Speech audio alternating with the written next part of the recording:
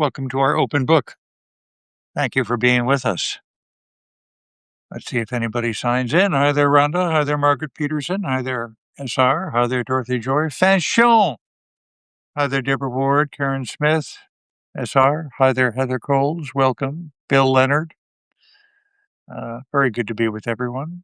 Carla, would that be Slater? Slatter? Sklatter?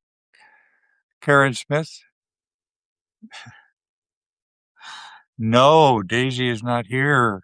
Daisy is in her home country. Daisy is in Europe. Hi there, Karen Benotti. Very good to be with you. I wanted to read something with a little pickup tonight. As some of you know, hi there, Marianne. I really do. Hi there, Laurie Tierney. Neil Simon's memoirs are just wonderful. They were combined a few years ago by Simon and Schuster. And I'm going to read about the beginning of Barefoot in the Park and how it relates to his personal life and how his life changed. And traveling in Europe, it reminded me being away from one of our daughters and my wife, who went back for another week, but we were traveling in Europe just, I guess, a week and a half ago. Not traveling, we were, well, always little traveling. So, hi there, Mark Campbell. Let me just start reading. It's called Little Caesar. Barefoot in the Park was the title of the play I started writing about Joan, his wife, whom he adored. I learned early on from all the plays I had seen or read that every play must be an event, like the first time that something has ever happened. The first time the ghost of his father appears to Hamlet, the first time that Blanche Dubois comes to New Orleans to live with her sister Stella, and the first time Blanche meets Stanley Kowalski. The event doesn't always have to be major as far as the audience is concerned, but it has to be a major event in the lives of the leading characters. In the case of Barefoot, it was the very first day of the newlywed couple, Paul and Corey Bratter, in their new Greenwich Village apartment. I've always tried to put up stumbling blocks for my characters, something they're not prepared for, something that will interfere with their plans. Hi there, Mary Frances, and hi there, Kim. Obstacles, hurdles, conflicts that not only make their lives more difficult, but which afford me the opportunity to put them in a humorous situation. Right. I think that's well said, Rhonda. Hi there, John Mahoney. In the case of Barefoot, I made it an empty apartment. The furniture had not yet arrived. The telephone had not been installed. Granted, not the problems Medea faced, but comedy is another ballgame. I didn't have to search too far to find the obstacles I needed because they had already existed in our real lives. Our apartment was 5 flights up, not counting the stoop. The water had not yet been turned on, and there was a hole in the skylight. There was no tub, just a shower, and on a cold day in February, the heat didn't work. Corey wanted it all to be perfect, but when Paul arrived home from work, Paul was in another frame of mind. He had just gotten his first case in the new law firm where he was working and had to prepare a very complex brief that night. Nothing was working out for either of them, and despite the fact that it was clear they were deeply in love, hi there, Andrea, that love was going to be sorely tested in the very first scene of the play. In truth, the only times Paul and Corey were nice to each other were in the first few minutes of the first scene, and not again until the very last few minutes of the play. The play having established their love, the audience never worried that they would part, but somehow seemed to enjoy and identify with the insecurity that newlyweds go through in that first baptismal week of marriage. The writing, however, Neil Simon continues, did not come all that easily to me, given the fact that it had taken me 3 years to write my first play that it was a minor hit and that it owed its existence to a smart company manager and the praise of two world-famous performers. In other words, I didn't have all that much confidence in myself. And a writer without confidence is like a metaphor without something to compare itself to. I love that line.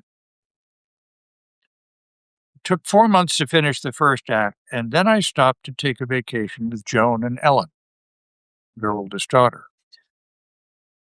We decided to go to Switzerland. It was our third trip to Europe, and the first being in 1954, soon after we were married. Neil Simon recollects, in the summer of 1954, I had less than $3,000 in the bank, but I did have the security of a job in the fall, working with Danny, that was his brother Danny Simon, on your show of shows with Sid Caesar. Joan and I booked passage on the French liner the Liberté, economy class. We had double-decker bunks, not very conducive to a honeymoon, and a tiny windowless cabin made smaller by the seemingly endless miles of pipe coiling around the walls like a large family of frozen boa constrictors. Our room also sat 2 decks above the ship's huge engines, and hitting an iceberg was our only hope of stopping that infernal noise. Joan, normally a good sailor and fisherman, was seasick for 5 days and rarely came down from the bunk, even during fire drills. If it goes down, it goes down, she said. Leave me alone. Conversely, I, who got seasick driving over the Triborough Bridge, suffered no ill effects at all. I ate, jogged around the decks, and read happily while sunning myself in a deck chair. Until the night I went down to see a movie in their large and beautiful Art Deco theater. The house lights dimmed, the large velvet curtains parted, and the picture began. 10 minutes into the film, all I could see was the swaying curtains gliding slowly back and forth, right to left, left to right, endlessly. I broke the record for the 100-yard dash on a passenger steamer from the movie theater to the rail of B deck, losing a lot more than my dignity. Joan smiled briefly as she heard me climb into my bunk, moaning.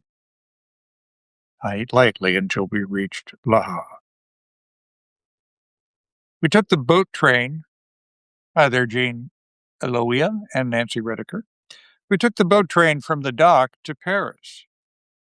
Although the war had been over for 9 years, from our train window, you could still see the scars and devastation of the carnage that was left in the countryside.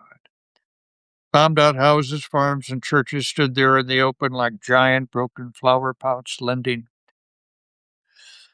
a trace of macabre beauty with the weeds and flowers and small trees that grew out of them. Hi there, Barbara. Bicycles were everywhere, and the clothing people wore were more remnants than fashion. France was still digging out. But Paris was Paris. And as we walked out of the train station and saw it before our eyes, it was impossible to think that this city was once occupied by the German army. We stayed in a small room in a small pension that looked over a wild but prospering garden. It was airless and stiflingly hot that July, but when you don't know that one day most rooms like this would have air conditioning and CNN, who could complain?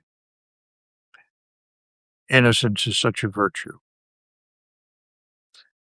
One area where I had trouble with Joan was that she was a smoker and I was not. It wasn't her smoking that bothered me as much as her reliance on it. She was certainly in the right city for smokers, because not to smoke in Paris was like not loving wine and cheese and bread. There's nothing hanging from my lips. I was the one who stood out as a foreigner. If she woke at dawn and there was not a cigarette in her purse, she would throw anything on and rush down to the street in a panic, looking for a sign that said tabac. She spoke French rather fluently, and I felt a bit of a toad, as Joan ordered every meal in every restaurant, and I had humorous exchanges with waiters, and I sat glumly, feeling like one of the Beverly Hillbillies. Tension was mounting between the lovebirds as we sat silently at a sidewalk cafe. I felt my Jewish American. Yeah, thank you. I felt my Jewish American New York conformity made her wish I were more continental. I wish she would stop blowing smoke in my face. She once got up and left me sitting there like her abandoned half-eaten croissant. I watched her disappear around the corner, my only consolation being I know she didn't have a sou in her pocket. I was suddenly alone in a strange city where hardly anyone could or wanted to speak English, without a clue of where our pension was or how to pronounce the name of it. I wandered the streets, thinking that if I could keep walking in a westerly direction, I would soon reach a port where a freighter could take me home, even if I had to swab the decks. Who wanted to be married to someone like me? French men and women probably never kissed because their lips were always burnt and blistered from the cigarettes. An hour later, I wandered into a part of the city that no one had seen since Toulouse-Lautrec took tiny steps through the narrow streets. I turned the corner and I could see Joan standing there, alone, on the opposite corner, as lost as I was. Our eyes met, and without a word we ran, rushing into each other's arms while 1,000 violins played the theme of Now Voyager. We found a taxi and sped back to our pension, making love in a 110-degree room.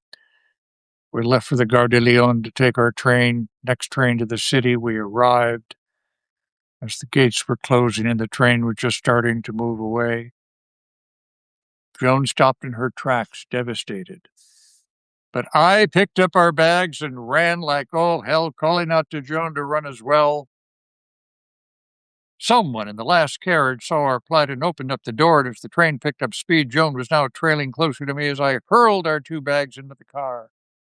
Jumped in, then with one hand outstretched, pulled Joan out of the train after me. We fell into seats on the opposite sides of each other, and Joan looked at me as she never had before. Although James Bond hadn't been invented yet, Joan's amazed and admiring eyes seemed to conjure him up in the tense person of the young Jewish American sitting opposite her. Not the kind of thing I did often, but sometimes once is enough. In Europe, we covered 7 countries in 6 weeks, traveling from France to Belgium, Switzerland, Italy, Spain, England, and Ireland. The entire trip, meals included, cost $3,000. And on our last day in Italy, we bought our first painting for $150. We landed in New York with $120 in our bank account. Joan, as I mentioned,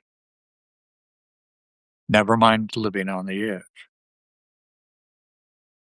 We went back again in 1956, this time on the Ile-de-France, again in economy, but on this voyage with the luxury of a pipeless room. Our room, however, was about 20 feet away from the ship's kitchen, and I can tell you that French cooking tastes a lot better on a plate than it smells in your bedroom. This time we covered the northern countries from Holland to Norway, Sweden, Denmark, and Finland, stopping in Paris and London on the way back. 2 summers, says Neil Simon. I made up for all the culture I'd missed in the preceding 30 years. The world of art, music, and ballet opened to me for the first time, and I was soon addicted to it, searching out museums, galleries, and concerts everywhere we went.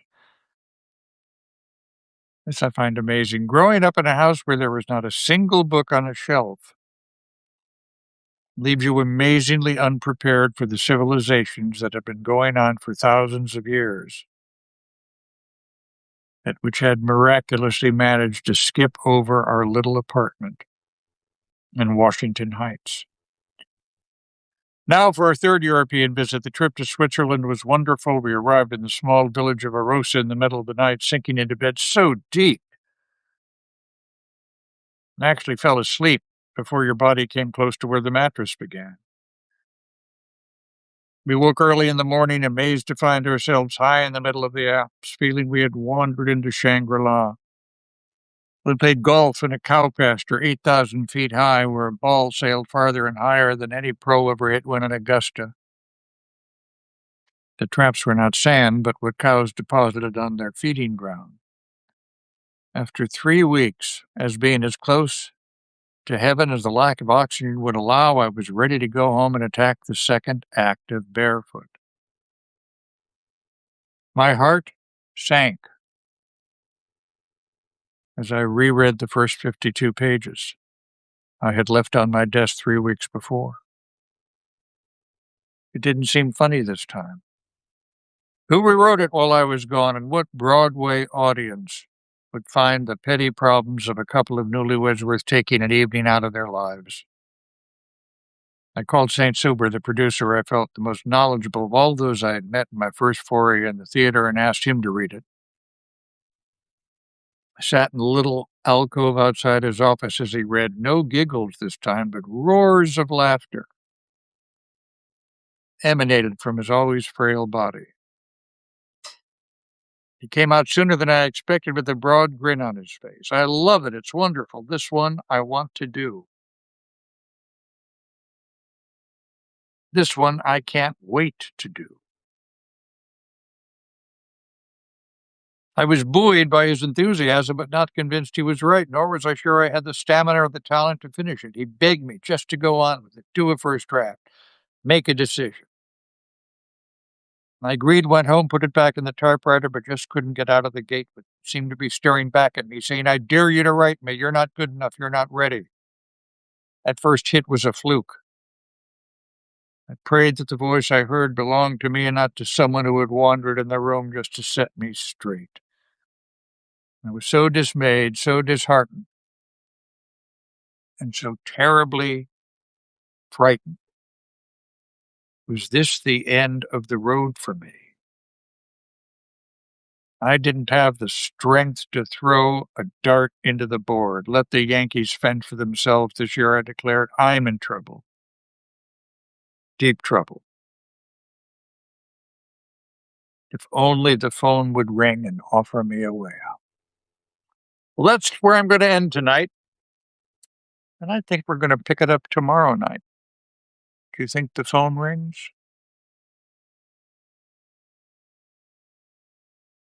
Tomorrow's Father's Day. I'm actually, we'll pick that up later in the week because I want to read something for Father's Day. So thanks very much for being with us tonight on our open book. Isn't it a wonderful passage? I love the way his mind works. And then that small aside, growing up in a house without books, apartment without books. Neil Simon. Wow, Rhonda, that's something. So thanks very much for being with us tonight, everybody. Very good to be with you. And we'll see you again soon. Take care. Yeah, well said. Blessings to all. And happy Father's Day. We'll say that again tomorrow. Take care. Bye-bye.